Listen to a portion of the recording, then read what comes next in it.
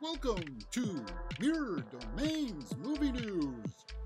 Guys, you know that, we're changing up our show structure a little bit. We're not going to be 10:30 a.m. in the morning is a little bit out of range. On my days off, we will be usually around this time of day, just because I go to the gym in the morning. So, with that being said, let's talk about some of the big movie news headlines. The new James Bond. Is it the new James Bond? Aaron Taylor Johnson? Yeah, that broke this morning. We'll talk about that. Or did it break? We'll see. But let's first talk about that Acolyte trailer that just dropped. Yes, Carrie-Anne Moss stars with Daphne Keane and some people. And I put on my trailer reaction right before, actually, it dropped like 10 minutes before I was about to go live. All my materials were ready to go, and then all of a sudden, whoop, okay, there it is. And there she is. So she's going to be a Jedi, I guess. So from everything that I know about this is that it's about a Jedi apprentice, and we see some Padawans here during the High Republic, and it's fine. I guess they go up against a Dark Force user. That's the Acolyte, is the Dark Force user that we, I guess, do see. Is going to be Jodie Turner-Smith, I think. Her, the red thing. Or I'm not sure. Or she's going to question the ways of the Jedi and then try to go off and learn more about the dark side and stuff. We see so some kind of an assassin. So somebody's going out there and killing Jedis, and that's kind of like the mystery of it. Okay, the mystery part looks fine. We see some Wookiees in there. Is that Naboo? No, I don't think so. So we're going to see some new planets. Hopefully, it did look like they repurposed some sets from Force Awakens, which sucks, but whatever. You're going to have the Jedi Temple at least. I don't know who this guy is. A Darkness Rises. Yes. I'm watching it for Carrie-Anne Moss. Why wouldn't I be? I mean, that's why I would watch it. I don't really care about Daphne Keane or anybody else. I'm sorry that I know a lot of people out there, they're story turners. I know a lot of people are like, oh yeah, but she was so great in Logan, she can deliver it in this. Well, we don't know if she's the good guy or the bad guy. Pretty safe to say that she's going to be the good guy. This is going to be the bad guy. Whatever.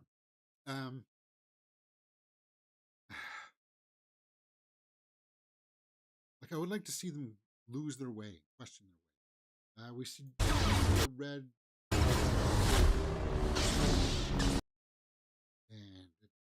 and I went on to talk about the lightsabers in my reaction. We see that they've got the yellow one there, so they do have yellow. I'm not a big fan of them trying to add their own mythos to what was already established with certain things about the Force. It didn't jump off the page at me, guys. That's what I'm going to say. It didn't make me go, wow, oh my God, that's awesome.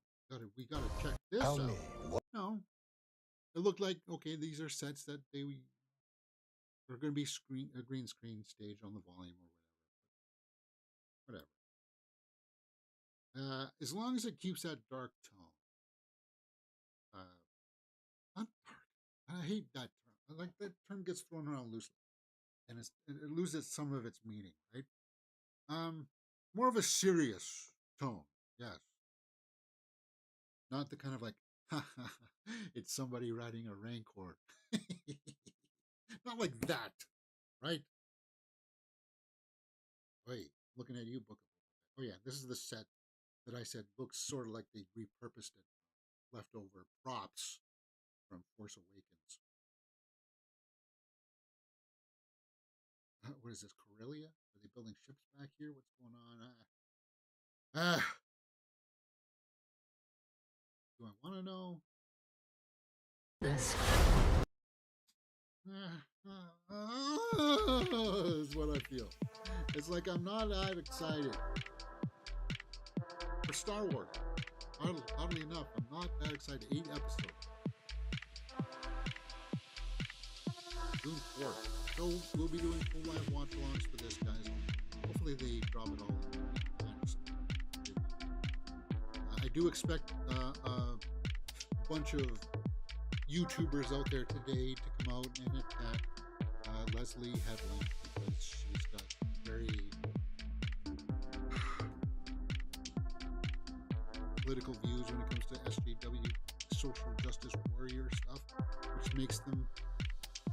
I don't care about all that junk, but there's going to be people out there that'll do it and trying to get up on their. I'm outraged that she said once that she likes to make men feel.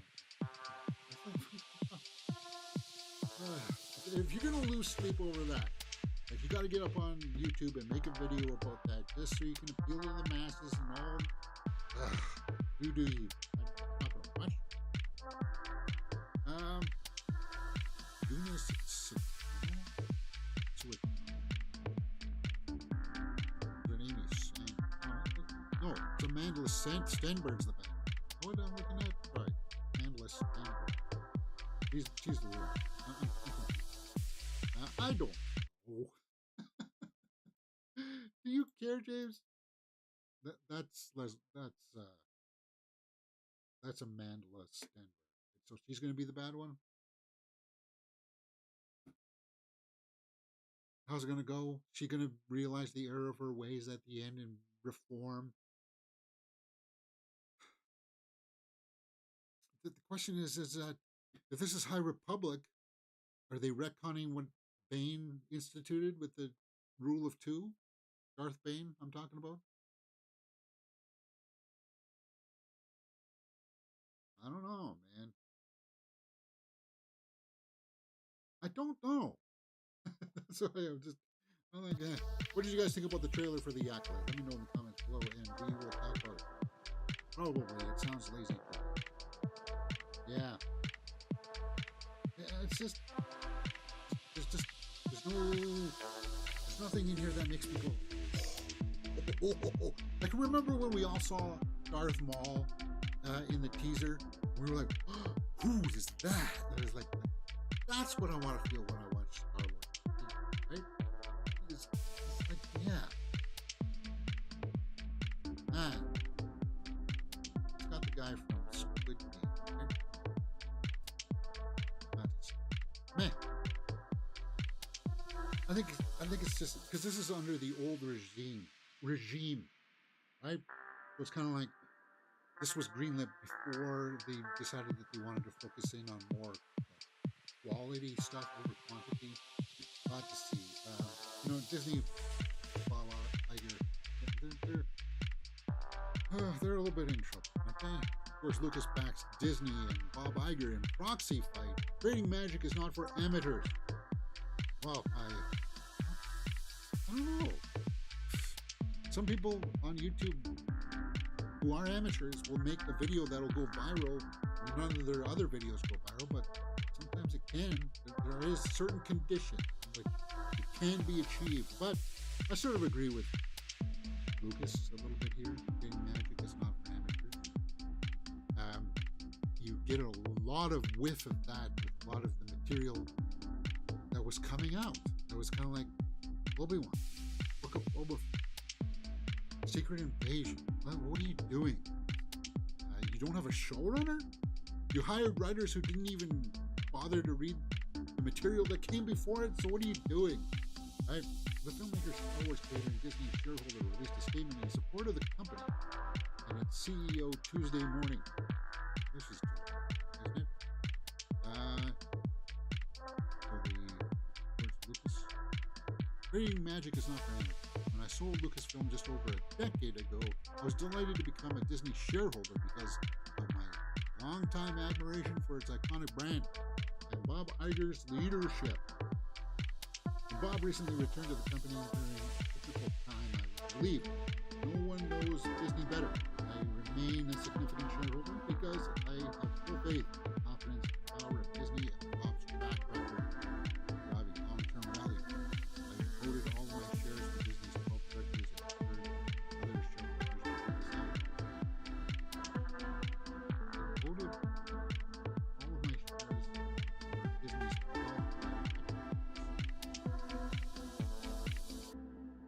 So wait a minute. Shareholders are hiring directors? What? Does that make sense? So if I got enough money, I can hire. I can vote to say who's going to get hired for a specific job. I don't know if I like that. Yeah, it doesn't sit well with me. But anyway, the thing I want to talk about, like, only want to really echo with this story is that, yeah, uh, Disney would love everybody to be thrilled, amazed, mind blown by the Acolyte trailer. Problem is that when you've put out so much material that's blockbuster, uh, yeah, it didn't cost you that much to put out this stuff, but like money wise, but it did cost you brand wise. Like the currency that you were using was the brand Star Wars.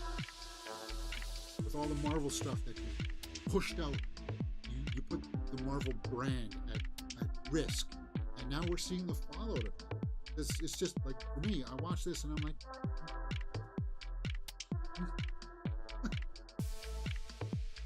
that's not this is the kind of thing, right?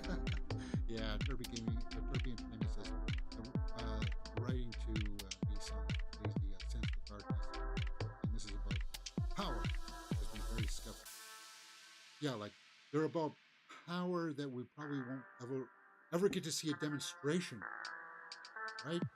Like the dark side powers.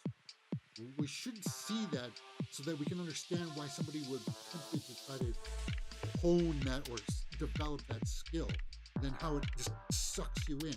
That's one of the things about the prequel that kind of gets, because it was all shoehorned into one episode, is that we didn't really get to see how like Anakin trying to stop going down the dark side route. They put it in a little bit with him crying after killing the Newt Gunray and stuff like that on Mustafar. They tried to put in little echoes of that, but it's kind of like it would be nice to see something like that perhaps develop a little bit more in the Acolyte, where you see somebody who has good intentions using dark side powers, not fully realizing that it's going to consume you, right? That it's going to it just totally dominate everything that you do. It's all about power, and that would be a nice thing to see. But you're right. The writing just doesn't seem like it's not it feel like I don't know. We'll have to see. Let's go on and talk about the main topic here. James Bond favorite Aaron Taylor Johnson offered 007 role. The formal offer is on the table. A new report says Aaron Taylor Johnson has now been offered the role of James Bond in Daniel Craig's departure. Yeah, well, you're going to see this across a lot of the trades today because, yes, well, yeah, this is the thing that's wrong too. You're casting somebody without even having the script. There's no script. You're just going to be James Bond. He's good actor. He's got talent. You know that they want to go for a younger Bond. I got nothing against it actually. He's different. Unfortunately, we're going to have to endure Craven the Hunter this year. No, did that get pushed a whole year? I don't know. That movie should just be buried. And if I were Aaron Taylor Johnson's agent, I'd be pushing it for it to get really buried because I think Craven the Hunter's going to suffer the same fate that Madame Web. It's just what we were just talking about the writing and people being hired on who just don't have any idea what the main source material is. He was really good in Bullet Train, and yes, he was good as Kick-Ass. But he's just an overall competent actor. Depends on the material, right? Could he be a James Bond? Yes, it would be definitely a different take on James Bond. I'd have no problem with it. It's curious though as to where you go because they tried to do the Spectre Blofeld storyline with Daniel Craig. They just didn't use Blofeld all that well, and that sucks because you got Christoph Waltz to play him. You know, I just like those reoccurring bad guys like John and stuff. Fine, formal offer if it happens, it happens. I'm not gonna. Ooh. All right. Did I pull another story?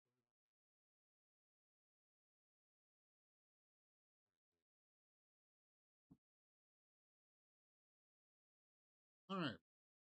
Guess I didn't. Move on to another big star. Timothée Chalamet becomes Bob Dylan in first photo from biopic set. Yeah, hot off the wheels of Dune Part 2. He's going into the Bob Dylan pick. Which I hope they don't pull any punches with story wise. Let's take a look at this photo. Well, he looks like Timothée Chalamet holding a guitar. I guess he's sort of dressed like Bob Dylan. Okay. Searchlight Pictures has yet to set a release date for a complete unknown. So that's what the movie's going to be called. I know that he had requested Austin Butler to reprise his role as Elvis to appear in this movie. I don't know if that's going to happen just due to rights issues, because Elvis, you had to get permission to portray him on screen and stuff. It's money wise. I don't. We'll have to see. I don't know. It would just be like a small. It's mostly all Dylan, right? A complete unknown will follow Dylan's emergence in the New York folk music scene during the 1960s after the singer-songwriter moved from Minnesota to New York. Well, I do like stories about like musicians and them writing music and stuff like that. That was always fascinating to me because I am a musician myself. I do play guitar, guys, so I'm all on board with that. We'll have to see how that unfolds. First look, Timothée Chalamet is Bob Dylan. Thumbs up in my book. Art Glass says, I'm always hyped to see Star Wars. Hoping it hits the right beats. Otherwise, cue the fans' onslaught. Yeah. It doesn't matter how good the Acolyte trailer was. Like, let's say it was stellar. You're still going to get the haters out there hating on it regardless, right? Even if they showed Darth Bane or, some other Sith, Darth Talon or something like that, people would still be kind of like wanting to hate on it. We'll see. All right. This is a story that was a couple of days ago. Since we're on the musician stuff, there's that Michael Jackson biopic coming out where it's like his nephew or something is playing him, and apparently it's going to be a complete whitewash of events, peddling complete lies. Says Neverland director Dan Reed, who accuses Antoine Fuqua peddling complete lies. Well, this is what I was worried about, guys, when it comes to this kind of stuff. And I hope they don't pull punches with the Amy Winehouse movie too, which looks good. I watched the trailers for that on the Marley movie, I think, and I'm looking forward to the Amy Winehouse movie, as long as it doesn't pull punches. And as much as people idolize Michael Jackson, guys, it's hard not to say that there was something weird going on in the background. And if you want to try to uncover that ball of wax through your own investigations, figure out what that was. It's pretty. It's grim and it's dark, morose. it's and I don't. And if I'm going to watch a movie about Michael Jackson, I want to see them address that stuff. I don't want to just see like so. We were going to get headlines like this regardless, kind of thing. I think even if it was stuff going into what happened at Neverland Ranch, whatever, with the sleepovers, blood on the blankets, kind of stuff. It's, yeah. I don't even like to look at it. because if there's if it's just like that on the little bit of surface, because you know that the family and the estate was doing their best to protect him from the rest of society. And things came out where, yeah, Macaulay Culkin and little kids would go over to his place on the weekend. Doing, dude, what are you doing? So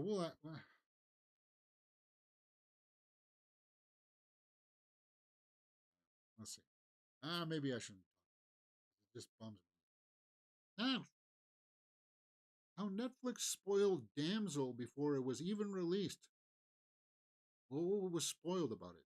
We saw the trailers that she fights a dragon. Is that what was being spoiled? I mean, that's the movie. How could you make a trailer about it like she? Maybe it was that one shot of her walking out with the burnt dress that she beats the dragon, or they work together, or something. I don't know. Well, we kind of surmised that when they were told it was going to be like a fairy tale. So we kind of surmised that, didn't we? A major twist revealed in Damsel's trailer. Okay. Moreover, the trailer shows Elodie's gruesome battle to escape the fire spitting dragon, and how she transforms into a damsel who is most definitely not in distress. Well, you know what? I really like Damsel. I did. I feel like watching it again. Um, I just thought it moved fairly well. Yeah, it was straightforward. She goes into the cavern and she gets sacrificed, and she's got to figure out her way out. I like that stuff of her trying to like look at the maps, figure out where others went wrong and stuff like that. Are you going to talk with the dragon? I thought it was cool, man. And our full reaction for Damsel is up on the channel right now. So go check that out. People are having lots of fun with that. If you're a Millie Bobby Brown fan, then it's definite. You got to watch that. Right? So is our reaction for Adam Sandler's new space movie, Spaceman. That's a funky. Wow. Yeah. A big giant spider becomes friends with Adam Sandler in space. Yeah. Dune reviews up. Godzilla Empire. Yeah. Trailer reaction. All that kind of stuff. Yeah. Movie news. Um, we do lots of stuff here on the channel, guys. Lots of fun little things, mostly movie reviews and stuff. Um,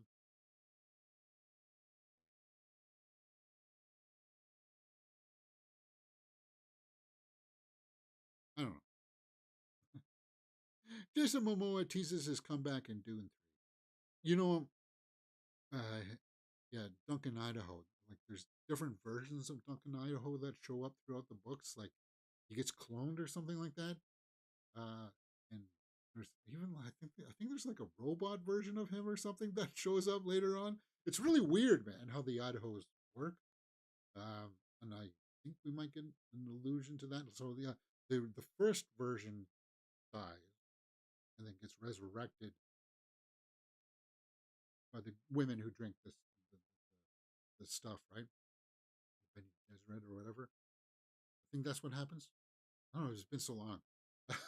um, yeah, it'll be kind of interesting to see him come back. But then once you start into that like resurrection stuff and like body morphing and stuff, that's when it starts to get really weird, and that may be really off-putting for a lot of people because I don't think they're going to touch that stuff. Like with the space worms that fold space, like we didn't see any of that stuff in Dune Part One or Two. The space skill, right? Yeah, we saw a little bit of them uh, in the first one, right? But yeah, yeah, it's just when Dune has goes into some really far, like, but so bizarre that it transforms into a different type of storytelling, um, which is cool if you're a sci-fi fan because it just really goes far out there. Uh, but it's just not. It transforms. It doesn't become all just about Paul's Mordeeb's story. He's only in it for like the first couple of books, But it'd be cool to see Momoa reprise his role a little bit. He did go out like a boss in the first movie, which I appreciated. I, you got to watch Doom Part 1 and Part 2 back to back because it is awesome. Next, Jennifer Love Hewitt addresses possible return for I Know What You Did Last Summer sequel. Cool, man. Yeah, we saw this headline last year, right? What was it? Last fall. We saw that both her and Freddie Prince Jr. were thinking about coming back, right? But then Freddie Prince was like, "No one's shown me the script yet." Hey, I like Jennifer Love Hewitt. I'd like to see her come back on the big screen. Why not? Jennifer Love Hewitt hints at a possible return as Julie James. She can't confirm or deny. Yeah, so they are trying to reboot this. I can't confirm, but I won't deny. How about that? Um, Basically, guys, she she can act on the big screen. She's got the presence. We know that. But she went on to do a lot of TV stuff because she started a family. So it's kind of like, how much time do I have to do things? So she's still been working her acting muscles, which is cool. And I think that she's aged gracefully, really gracefully. Who's that? Do I follow her on Instagram? I don't.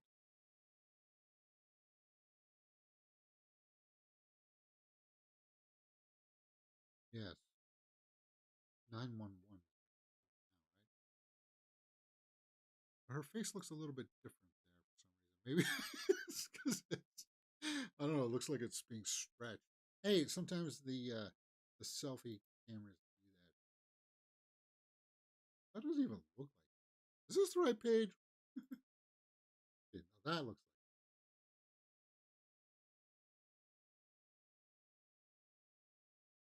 like that. Yeah, that looks. All right. Anyway, why am I going down this rabbit hole of Jennifer?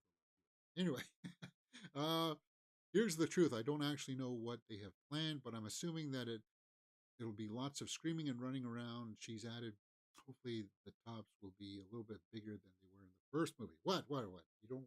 We all like that part, don't we? I don't. They were just fun. It was a fun little slasher flick that came out. It was nothing that we hadn't seen before.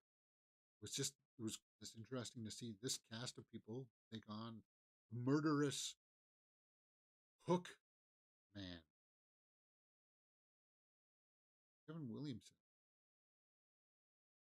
Yes, Kevin Williamson is going to be directing Scream 7. That broke last week. I don't know. Well, we'll see. Winnie the Pooh horror crossover event Poohniverse announced. We are heavily influenced by Freddy versus Jason and the Avengers. Well, we know that they're making like that Steamboat Willie version of Mickey Mouse horror. We know that they were making like a Tinkerbell version of Murderous Tinkerbell. Are they all going to meet in some kind of big mashup? Some low budget schlock? Fine. Yes, Winnie the Pooh Blood and Honey 2 comes out March 26th. Comes out this month. Comes out in 7 days. No. Really? Well, it is March 19th. Huh.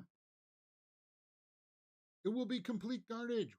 We are heavily influenced by Freddy vs. Jason and the Avengers.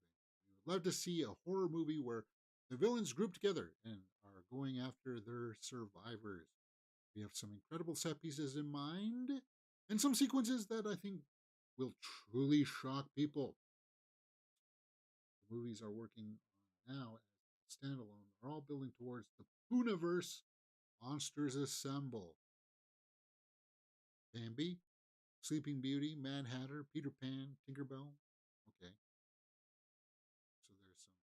We're gonna get a Mad Hatter movie. Pinocchio. Really? I guess that's still. I don't know. I don't really have that much, but we are horror fans, so we'll keep our eye on that. Next, Face Off 2 director offers update on action sequel. Director Adam Wingard.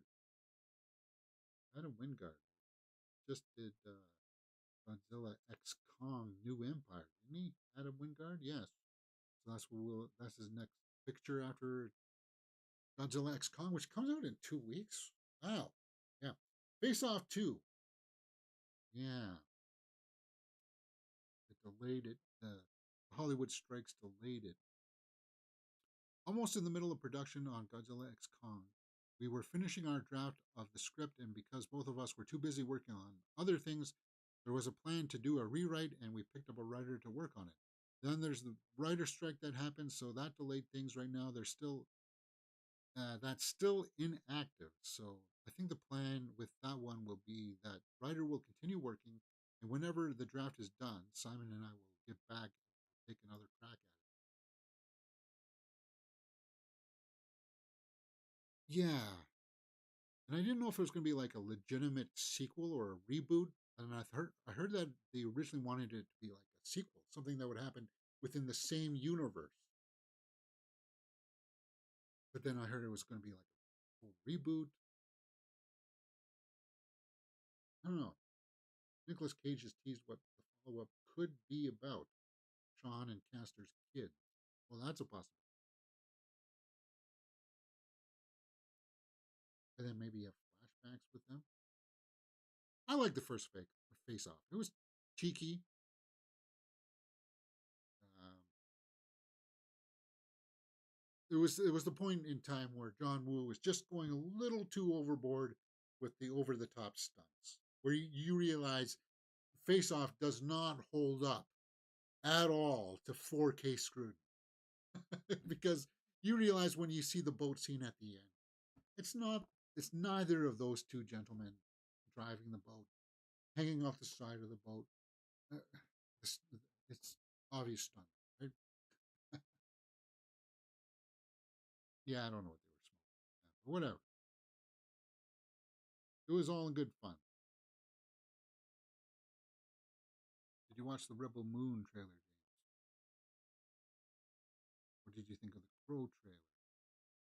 Yeah, we can talk about the Crow. Actually, maybe I'll leave that to the end. Then we'll chop it out and put it up as trailer reactions. Yeah, yeah, we'll leave that. What's next? Status of long delayed MCU shows finally gets updated from Marvel Boss. Oh yeah, we had a bunch of these because we know that he axed a bunch of stuff, right? Because of that writing issue. This is the one that I wanted to put next to the stories at the beginning. But anyway, we know that Agatha this has happened because it's all shot. But Iron Heart hasn't shot anything. I know the next series with Vision hasn't shot anything. I don't know who this guy is. Hawkman? Nova? Yeah, never even heard of it. I mean, frankly, in all honesty, there was a mandate to kind of create as much as we could for Disney Plus quickly as we could, and then there was a shift. All of a sudden, we have to start spreading our release dates out so that really accounts for a lot of the delays. Blah blah blah blah. It's a complete S show in here, and yeah, we know that. We have a new system behind the scenes at Marvel Studios. We're more like the traditional studio now. We're developing more than we actually will produce. There are plans to develop Nova. I love Nova 2. I love Rich Rider. Everyone heard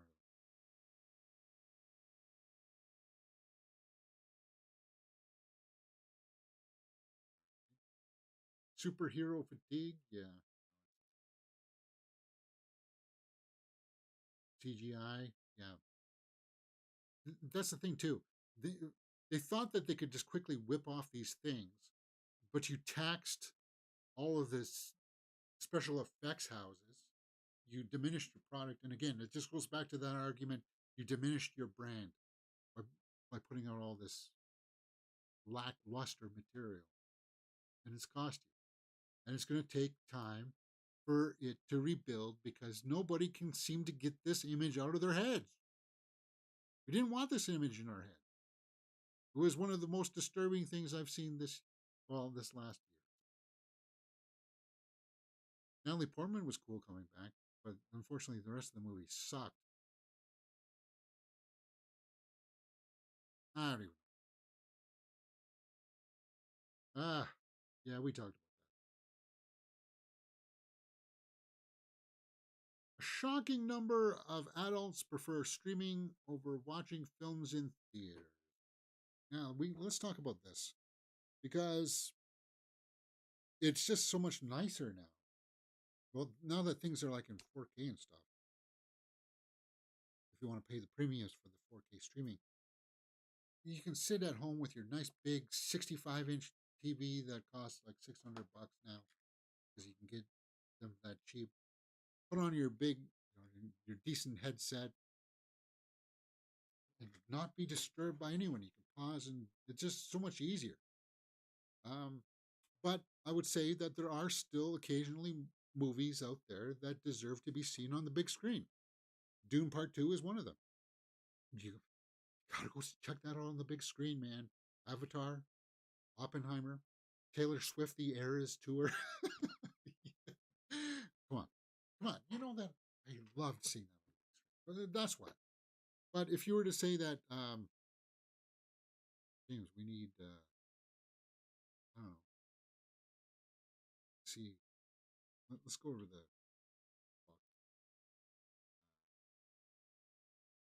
Kung Fu Panda. Like, is Kung Fu Panda really a cinematic experience? Is Bob Marley One Love one of my favorite movies of the year so far? Is that a cinematic experience? I would say yes. Love Lies Bleeding. Imaginary is not a theatrical experience. There you go.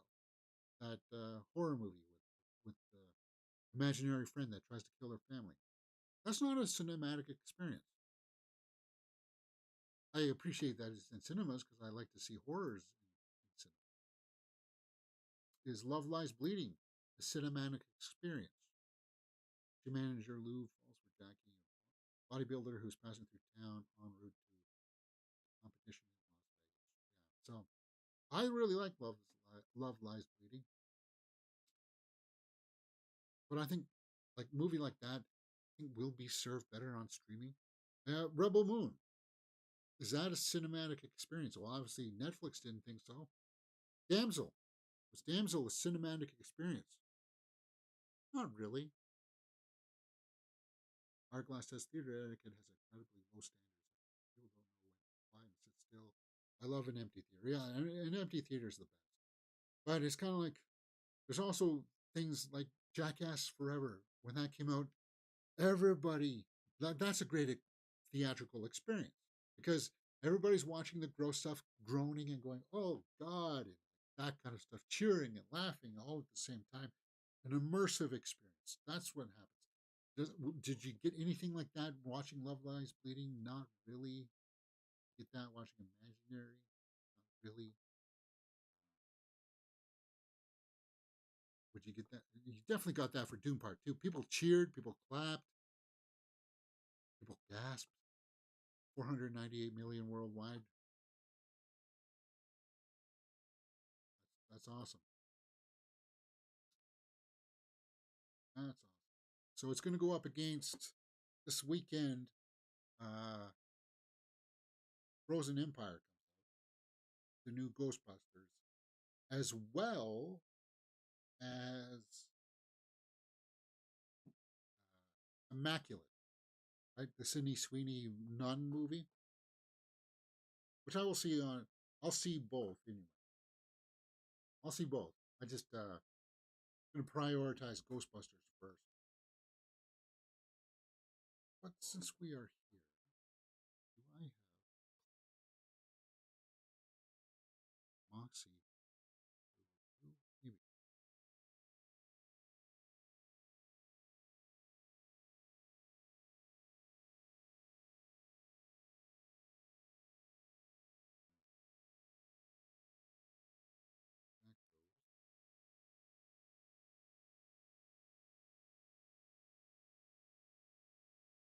I have.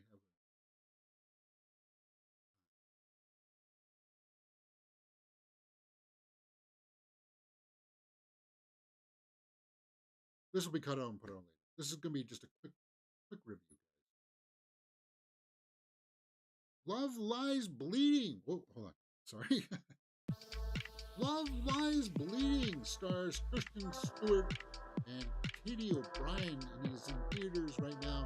Ed Harris plays the bad guy in this movie, and I gotta say, it's pretty good. I enjoyed this movie a lot more than I thought I would, and we'll address that as I go through my experience here. Gym manager Lou falls for Jackie, a bodybuilder who is passing through town en route to a competition in Las Vegas. Katie O'Brien, if you don't know, we saw her in The Mandalorian, season 3, season 2. She was also in Ant-Man and the Wasp: Quantumania, and I gotta say, yeah, it's a love story between her and Kristen Stewart, but there's also a lot more going on in the background that I didn't realize that would draw me in. So it had a little bit more of a wider appeal to it, because there's some crime stuff going on in the background where it's kind of like, yeah, they're in trouble, and you're kind of like, how are they going to get out of this one? What's and I just found myself invested in Love Lies Bleeding, which is good because that's what movies are supposed to do, right?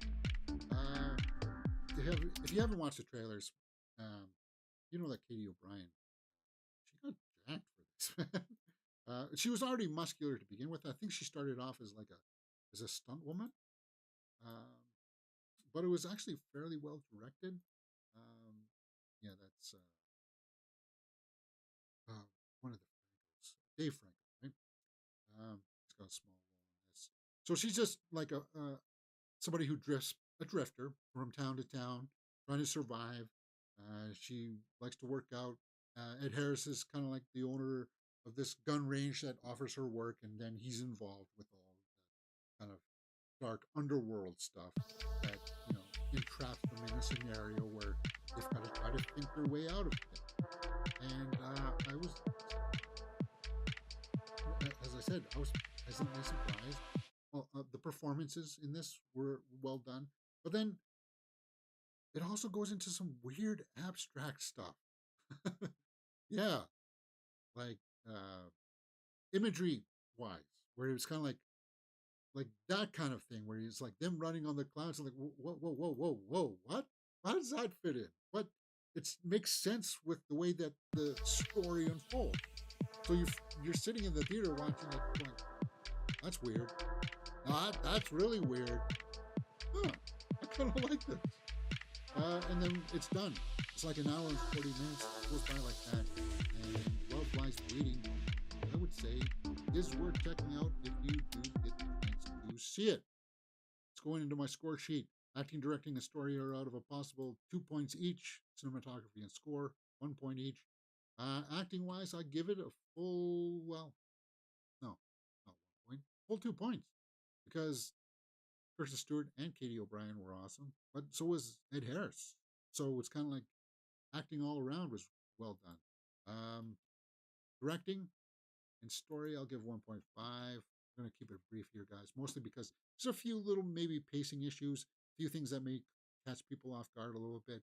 I don't know if it's exactly a positive message at the end of everything when everything's said and done, kind of thing. Like you think about what was the. I understand maybe what the themes are here, but was it the moral of the story actually? Was that really a good thing? Is that a good thing? I don't know. It's like that. There's some grayness to it. Um, but that's what I kind of liked about it. Cinematography, as I said, it's got those weird shots. Them, I said, floating through the sky there. Whoops, no.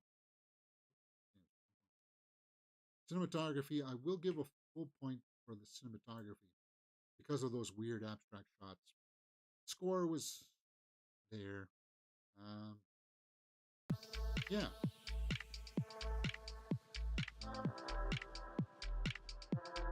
Let's go over to the tomato meter and see what people are saying. Let's see if we are in the same kind of ballpark. Love Lies Bleeding, murder, thriller, crime. Yeah, 92%, 88 by the audience. So people are liking it. An hour and 44 minutes, and as I said, it goes by fast. Kristen Stewart, great. The performances are good, really good. Let's see what some of the snapshot reviews are. Well, Jenna Malone in this too, as well. Yeah, plays a wife that gets beat up. And like, I want to sympathize with her, but she's the kind of woman that keeps on going back to the abuser. But she does it so well. She plays it so well. The Australian. It's a bare knuckle ride propelled by strong performances by the ever watchable Kristen Stewart, the physical and imposing Katie O'Brien, and a lean and mean Ed Harris, wearing a big wig that is a fright scene all on its own. Well, here's what I'll say about the Ed Harris thing.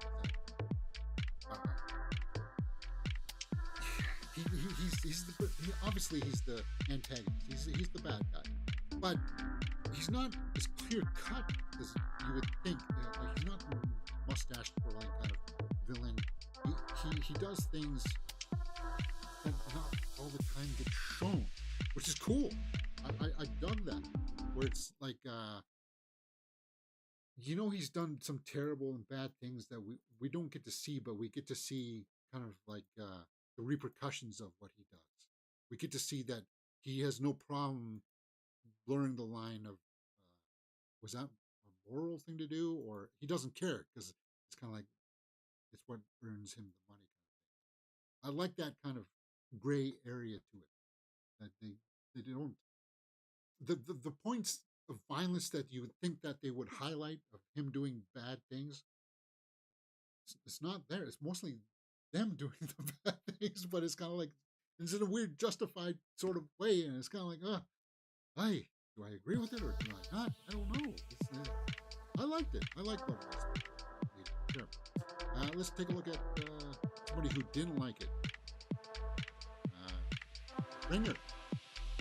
The best thrillers leave us worn out but satisfied. At the end of Love Lies Bleeding, there's only exhaustion and the vague feeling of having been dragged along on a fast ride to nowhere in particular.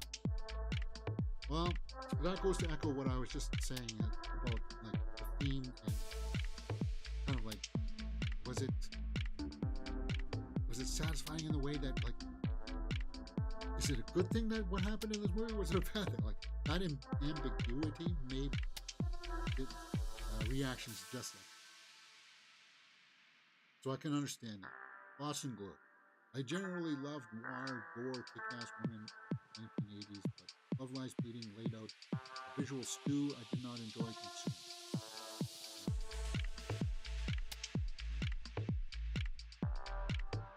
What do you do?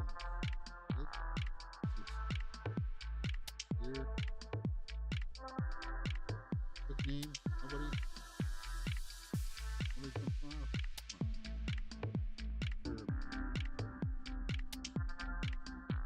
Real reviews don't like it. It's a real shame for all the good things Love Lies Bleeding does. The ending is such. Really? I thought the ending was kind of like, oh, I didn't expect that. Oh, Michael Phillips. Chicago Tribune. Stewart, subtle and fierce, and Katie O'Brien, sinewy and fiercer, prove exceptional at hitting 2 or 3 notes at once, never obvious. But, guys, if you're worried about them kind of like, it's going to be kind of like a Romeo and Juliet or kind of like Bonnie and Clyde version of them kind of thing, it's not really. It's not what you think it is. And that's what I kind of liked about Love Lies Bleeding. You come in with these kind of preconceived notions of what, this is what this movie is going to be about. But then it has a little bit more depth and layers in there that may not work for you, but you can't deny that it's kind of like a solid movie. There you go. That's what I would say. So let's wrap up this review quickly here, guys. Love Lies Bleeding. I say it's worth checking out. My final score, we're sitting at a 6.5 watchability factor. If you like the premise, I would say check it out for that. If you're a Kristen Stewart or Katie O'Brien fan, I would say check that out too. 8 out of 10. Yeah, no, that's about right. 8 out of 10. And performance wise, it's one of those movies where I'm feeling like I want to go back and I want to watch it again to see the performances because that's what's driving this movie. Uh, and I would say it's worth checking out. All right, guys, let me know what you thought about it in the comments below. Love Lies Bleeding, and we will talk about it. You're watching Mirror Domains.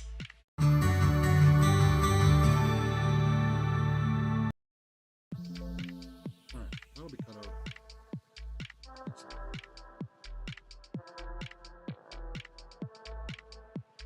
Hardglass says, I agree if the audience is.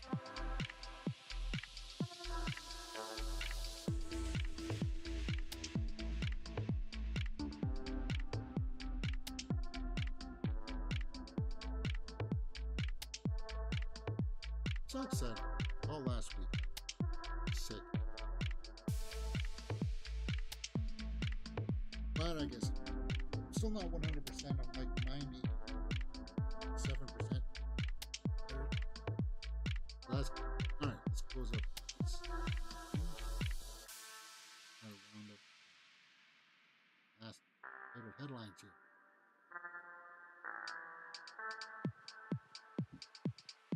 And then we'll get to those trailers. We'll get to the trailers at the end of the.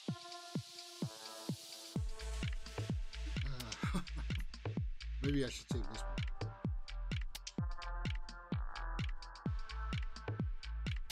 Breathe trailer. Jennifer Hudson, Mia Jovovich.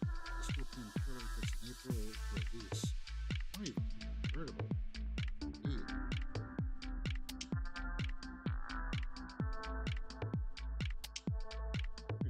What's this? We give it time, we just gotta keep at it. Come on! Hello! Using that yellow color grade.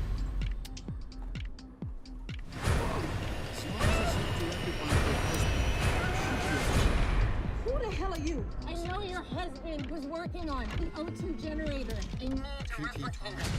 If she could replicate Dad's invention, he could be onto something big, Ma. Our air filtration system is failing. We don't get back. 25 people will die, and I need to see that machine, and I will see it one way or the other. She got relegated We gotta to stop those her. Resident Evil movies. And working with her husband, it just kind of became, ugh, what are you doing? Sam Worthington. Really? People will die, but I need to see that machine, and I will see it one way or the other. We gotta stop her. Make no mistake. I'm not your enemy. If I cut off their air, they're gonna die there. Think about your daughter and do the right thing.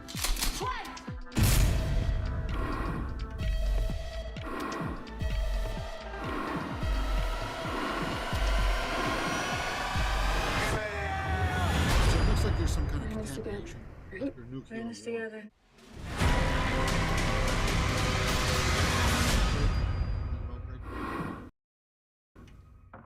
In theaters and on demand. Well, directed by Stephen Bristol. Okay, so at least it's not. Breathe follows a mother named Maya and her daughter who are forced to live underground after Earth is made uninhabitable due to a lack of oxygen.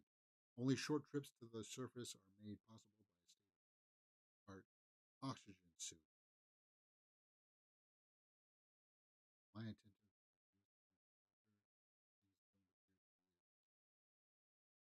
it's a little bit B movie-ish, but I do like Mia.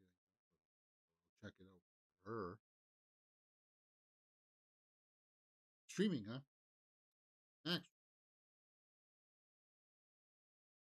I don't care about Marvel and these headlines anymore.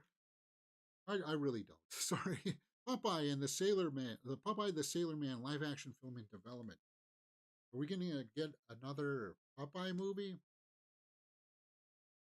Actually, you know what's more fascinating about that Robin Williams Popeye movie? The movie itself was kind of like bleh. But it was the making of that movie, which was a lot more fascinating because that set that they made for that Popeye movie still stands today. No, it's obviously deteriorated, but they built like this small town on the edge of this cliffside that has now become like a tourist attraction for people. Um, Live action Popeye, huh? I do like spinach. I just think it's a little bit Popeye's a little bit dated. Who would you who would you get?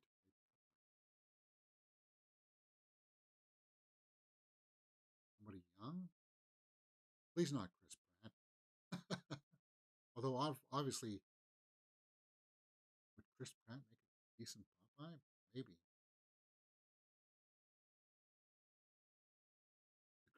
The project is currently in development as a big budget feature and has Michael Caleo from Sexy Beast and Family Sopranos writing.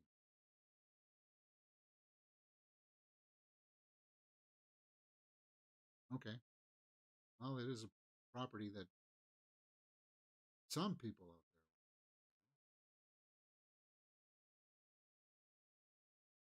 there. All right. I guess that just leaves us with the Rebel and the Crow trailer, which I guess I can pull up. Wait a minute. I thought they had released the Rebel Moon trailer before. Didn't they release the part 2 teaser trailer somewhere before? The Crow trailer. I didn't hate Bill Skarsgård. It confirmed everything that we knew, sort of. Kind of like he's not going to actually put on the Crow makeup stuff until the very end. Like all that stuff of him putting the black on and stuff, that's like the last act of the film, guys. And he doesn't actually have the white stuff on his face when he puts just the black stuff. I like how the blood and stuff drips down and creates the lines. I like that. That was interesting. But the comparisons to John Wick, yeah. And I kind of don't like the rest of the world looking normal. I like the goth style of the older movies. And they're going for a different direction, and I don't know if it's going to land. But the filmmaker of the original film has come out and made multiple statements now berating them, saying, I really don't get any joy from seeing negativity about any other filmmaker's work. And I'm certain the cast and crew really had good intentions, as we do on any film, so it pains me to say any more on this topic, but I think the fans' response speaks volumes. The Crow is just not the movie. Brandon Lee died making it, and it was finished as a testament to the lost brilliance and tragic loss. Well, yeah, there's that too. And the Crow holds up. Yeah, some of the visual effects, but that's part of the style of it.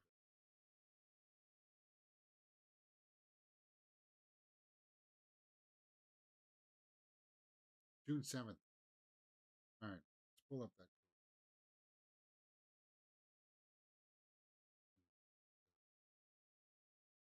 Then we can round things up. We'll watch it together. And the soundtrack for the first Crow movie that was assembled by Trent Reznor. Like he was the supervisor for the music for that. He's the one who put it all together. He's even in the movie, man. I think he's the dude crowd surfing at the concert in the bar. Anyway, Crow reboot. What's the first thing you liked about me? We knew that. Thought that you were quite brilliantly broken. The first time was them falling in love. You feel like my person. You feel like and my the first person. movie deals with all this stuff. What's the worst thing you've ever done? Opening credits. I saw So they things. expanded certain parts. I shouldn't have seen any of it. Supernatural Powers by Danny Houston. Thing you've ever done. I saw things. Is he like using like Dracula kind of mesmerizing powers, seducing someone to do something that they I don't shouldn't want have to do? seen any of it. So she witnessed it, and that's why they get killed, right? Julie! Julie! Please don't do this! Bill Skarsgård is a very competent actor. He can make the worst lines. It's just going to confuse a lot. When someone dies, a crow carries their He's soul going to to the land deliver of the lines dead. that no business sounding as good as that. But sometimes something so bad happens that the soul This cannot part rest. looks interesting. They added kind of Until you put the wrong things right.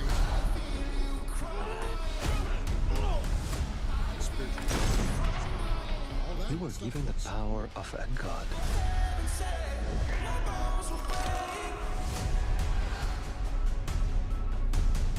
But you're running out of time to save her. He's got the physique for it. Bill Skarsgård's got the physique. It's all the tattoos and stuff that people don't like. Too jokery. I can understand that. Hey, wait a minute. The tattoo with the where his nip is the eye is on this is on his left side, but the production photo that we saw was on his right side. So one of the images was flipped over. Let's see if I can isolate.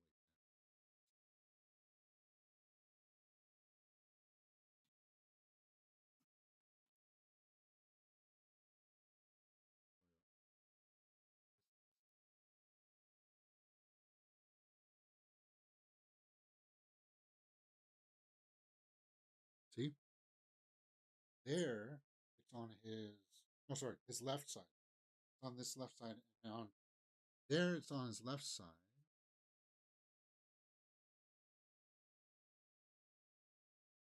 And here it's on his right side. So one of these images is flipped. I don't think this. I think it's on his right side. See, it should be right here, right? According to this image. Oh, it's because he's standing in the mirror, James. That's why. Okay, so I was just. This is the mirror image. All right, that's why. All right. Hey, you thought you got something special, James? I guess not. But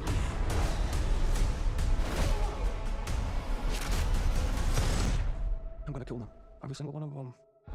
so who's he talking to? Is he talking to his spiritual advisor? Every single one of them. And he's talking without the makeup.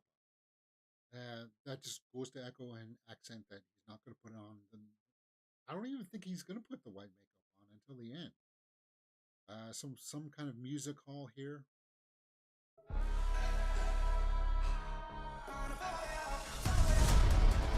I told you. Yeah. So this is supposed to be the new version of T-Bird. Yes, we killed you. I knew I. And that's the thing that they have to get right. It's about the bad guys. You hate them, but you also are entertained watching them. So, I'm not a big fan of the music. did. We have a I see problem. that Furiosa trailer 2 just He came dropped. I'm gonna first. watch that.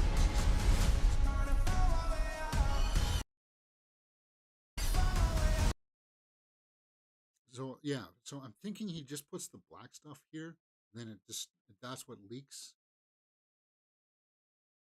to give him the things. But like, it's so iconic, that scene of him being resurrected in the first movie, and then him going to the old apartment and seeing the mask there, and then putting the makeup on it, right? And then him standing into the light and seeing it was just like, wow, that's cool. It looks like it just slowly over time, the makeup will start to slowly look like the chrome. First impulse. Anger. This looks cool. But Danny It's Houston not anger. doesn't seem like he's a very It's good love. replacement.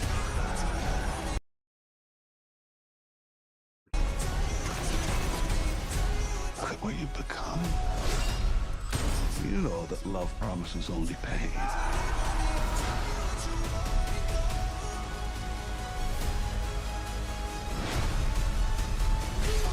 You have no idea what hell awaits you. No, I do. So the things like that, and that last look, which I'm pretty sure is going to be like, this is all in the last part of the movie. Like literally the last 20 minutes of the movie. Still no white. And as I said, I don't think we'll actually get the white until like the very end. Like the last shot. Kind of like what they did with Snake Eyes. He didn't actually put on the helmet until the very end. Well, then why does... Yeah. Is that some heads that he's throwing into the audience?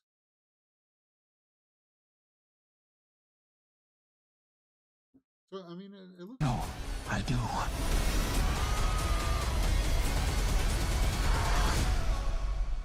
How many people have you loved? I'll never be alone. Music, no. Like that, the overuse of the voice modulation. Yeah, that does. All right. But the trailer, it looked okay. Every 90s goth kid is playing Burn by the Cure over and over.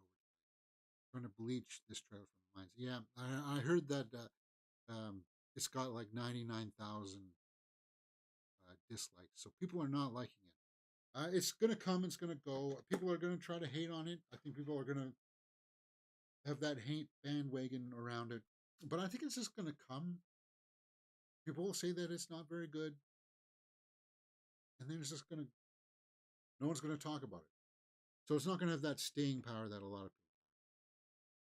Let's talk about the Rebel Moon trailer, and then we'll get into the new Furiosa trailer. Let's just say it straight up out of the gates. I am not anticipating this film. I don't care about this film. I wanted to pull my hair out watching the first movie. If we weren't watching it as a full live watch along, I would have turned the movie off. It is by far Zack Snyder's worst film to date.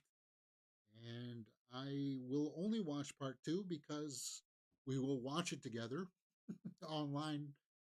And I hope that Sophia Patella can redeem herself. Did I like this trailer for The Scargiver? No. And I'll tell you why. Because I like good action. And we just saw fairly decent action in the Crow trailer. Now, say what you will about the Crow stuff. No idea what hell awaits you. I do. Looked like it was going to be pretty gritty. The stuff about the Rebel Moon trailer is that the action looks like it sucks. It looks rehearsed. It looks like these are the movements that she rehearsed as a dancer, and it doesn't feel like it's a real action sequence. Watch it and see if you get the same impressions. Here's what I've done. Here's what I picked. Here's what I moved over. See what I mean? That it feels more like a dance. It doesn't feel like a John Wick. Somebody could just accidentally hit me in the face kind of thing. It's too fluid. It doesn't feel real. The action should be the center point of Scargiver, of Rebel Moon, and it's not for me. It's more of the same lackluster, wanting to be other films. And Zack Snyder, he's missed it on this one. He's totally, completely missed it. And just like he sold this as Star Wars, something big on the screen that you should go see. So think about it like this: we should have been coming out of the first Rebel Moon like we were from Dune, of going, oh my God, that's what he wanted us to have the reaction. But instead, we were kind of like, what was that? And when you have that as your first movie, and then the second part is kind of like there, and it's like, come on, guys, get excited for this second part of it. It's like,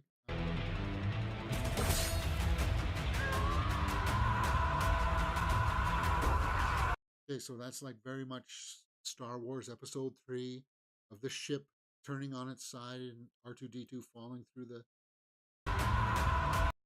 Yeah. I got no hype. No hype for this movie. They seem to have had a high budget to prove this season. I can't remember if I saw the first part. Can't wait for this. Some people say awesome. But, yeah. It's that action. It just feels like...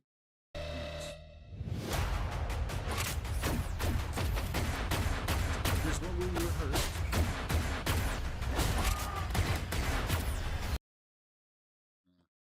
Yeah, you're right. Hourglass Viking says about Scargiver action. Almost imagine counting slow and deliberate. Yeah. Especially there. You can tell that she was like, there's like a pause.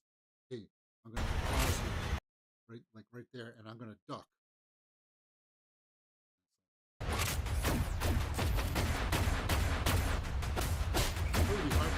On it, but it's like, this is the showpiece that they were supposed to wow us with. And once I've told you that about how this feels like a dance, she stops here. She waits to get the gun hit away from her. What's her other hand doing? Why is it just sitting there? Because that's what they rehearsed.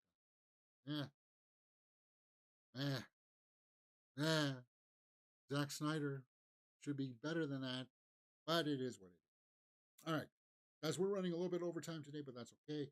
I am going to finish up the show by watching this new Furiosa trailer 2, which will be cut out and put up on the channel later on. So, chat. I'll put this trailer reaction. We gotta go over and look at. No, we don't. I'll look at Furiosa.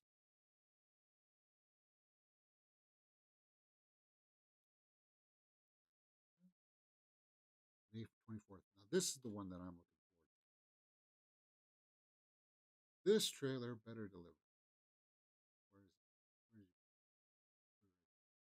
Yeah.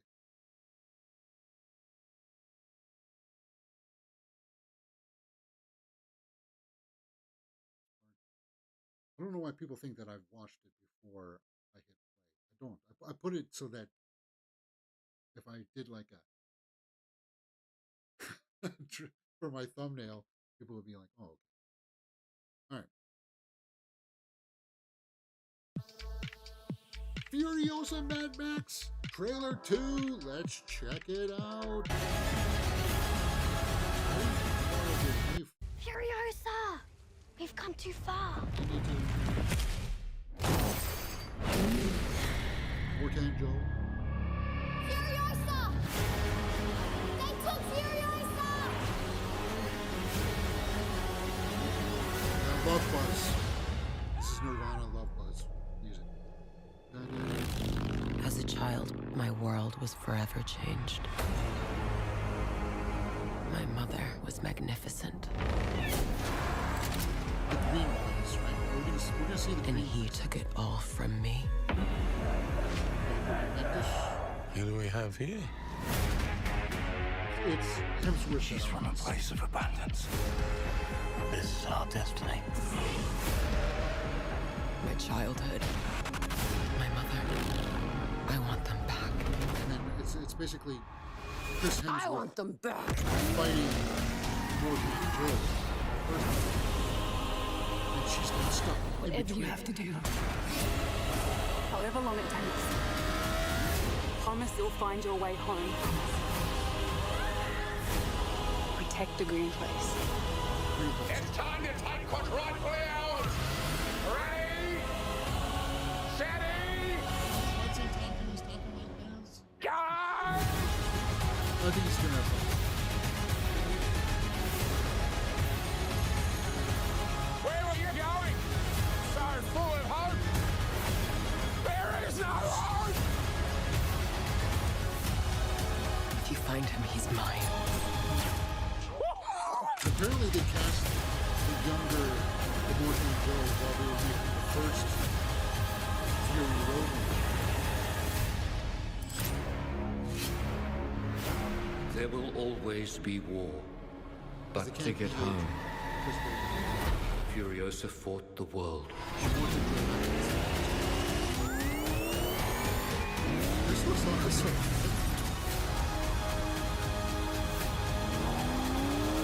Miller's gonna Remember bring me. action.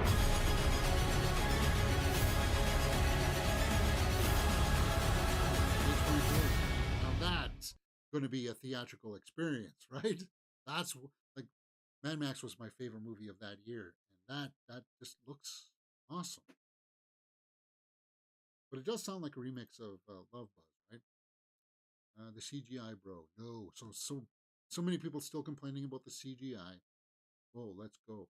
The thing is that guys, if you thought this had so much CGI, so did Fury Road.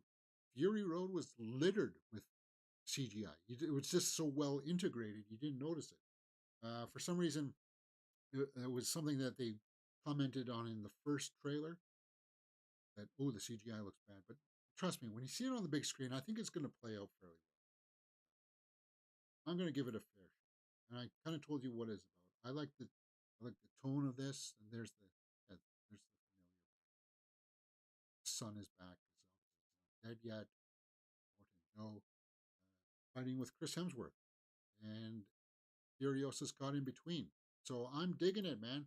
I dug this trailer. Yeah. So there they are. They're squaring off there. So that's cool in my book. Now, as I said, it did sound like Nirvana's Love Buzz, which I don't know if you guys heard Bleach, not, but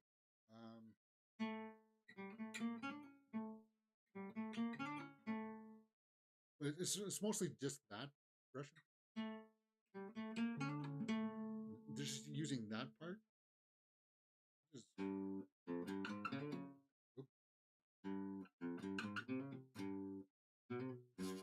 yeah, I'm in drop E, so I'm not in the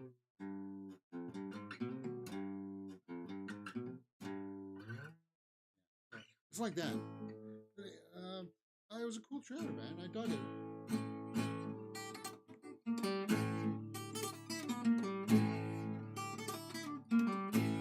Yeah.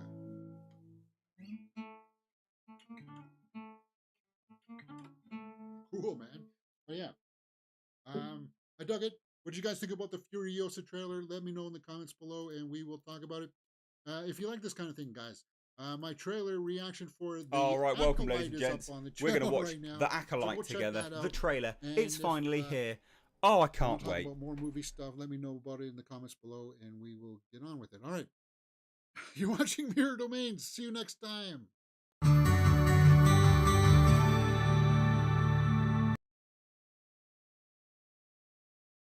Oh yeah, you're right. You're right. It was Man That Sold the World, not Love Buzz, right? Yeah.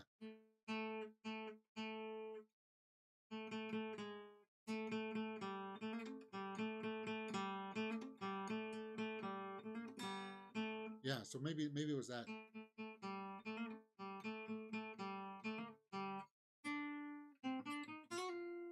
Yeah. No. Yeah. Yeah, that's right. No, you got it. You got it. You got it. I got it wrong. So maybe I won't cut that off. I don't know. Maybe